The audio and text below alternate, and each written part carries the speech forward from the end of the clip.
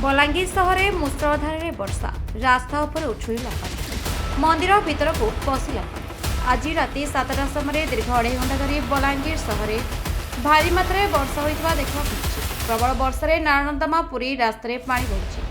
समान भाव में विभिन्न गली और देवालय पानी पशिथिबा देखा बलांगीर इष्टदेवी मां समलेश्वरी मंदिर में आठुए पानी बढ़ुଛି। मंदिर सम्मुखें पानी जमी बेले भीतर को पानी पड़ता देखा समलेश्वरी मंदिर समेत पाटणेश्वरी मंदिर और अन्य स्थान में पानी पशिवा सहित जमी रही खबर आसुछि। बलांगीर संतोष कुमार पट्टनायक रिपोर्ट संपर्क टीवी ओडिशा।